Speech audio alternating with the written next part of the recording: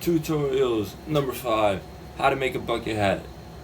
Let's go. For the materials, you're going to need your pattern. You can go to the essentialsclub.com. They got a good pattern. It's also the first one that comes when you look up free bucket hat pattern and just print that shit out.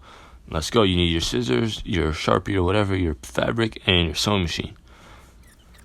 I started by, because my head is big as shit, I just added a 1/2 inch on the side of the pattern. If your head is a normal size, you probably don't have to do that. But I got a big head, so I added a 1/2 inch. If you got a big head, whatever, y'all figure it out. If you got a little head, maybe take a 1/4 inch off. Do what you gotta do. So yeah, that's what I did. Then just cut everything out. Do. Oh yeah, by the way, if you're noticing a little change of scenery, it's because I was upstate New York for a couple days. That's also why the video is late. Because I didn't really have time to edit it. Yeah. So, but anyway, cut all your shit out. And then, oh yeah, by the way, as you can see here, I'm kind of ignoring the 1/2 inch I added on the sides, just because that would make the brim like really, really wide, and I wasn't thinking when I outlined it, so I just ignored those. Anyway, fold your fabric over and trace your pieces on, 2 headband pieces and 4 brim pieces, and then I would pin it on the fold so it stays together when you're cutting it out, and then cut it all out. And then take your pins off. This is me tracing and cutting out the top piece. Also, by the way, if you see I'll get to that later. Right side to right side, this is the 2 shortest pieces, let's say, and then just sew along both ends. This is like the short curved sides, which is going to go around your head, and then just sew along both the short ends. And once you're done with that, also zigzag stitch. If you have a serger, good for you. Most people don't. I don't either. Just zigzag stitch across both ends as well. So what I was saying was, if you see 2 little random kids pop up throughout the video, they just came. I didn't really know. Apparently they were my neighbors. But they just showed up. So that's who that is. Anyway, take the side piece, the side panels that you just sewed, and pin it on right side to the top piece, as you see how I'm doing it. That was not English, but it is what it is. Yeah, it should look like that. It should look like a hat, but inside out. And then go ahead and just sew along the side. By the way, for all the straight sewing, the settings I used is I put the length on about 2.5, and obviously the width at 0, and I put the needle position all the way to the right, just so it's I think a little less than a 1/4 inch seam allowance. But yeah, so that's what I use for the needle.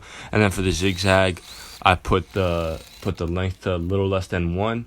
I put the width to about 4 or 5, and I put the needle position all the way to the left, and then I just line the fabric up right here. You can see I just line it up with the middle of the foot. And then I don't know if this makes any sense if you're not doing it, but maybe just follow along while I'm describing it, and then it'll make sense. So I'm lining the seam up with the middle of the foot and so it's zigzagging right over my seam. I don't know. Anyway, that's what it should look like. That's the top part. And now we can get to the brim. Again, right side to right side, you know the drill, and then sew along both the short sides. And then do the same for the other 2 pieces, since we have 4, because you'll see we got 4. So that's one of them, and then do the next one right side to right side, and sew the short ends. Say that 3 times fast.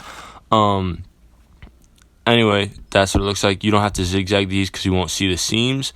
Now again, we're stacking them up right side to right side. You know the drill. And I just pinned it all around just to make sure it'll line up. It makes it a lot easier. You kind of can figure out what you have to pin and what you don't have to pin. I usually pin curved edges or anything that's a lot longer. If it's a quick seam, I'll just forget about it. But I mean, yeah, technically you're supposed to always pin just to make sure, but sometimes you really don't have to.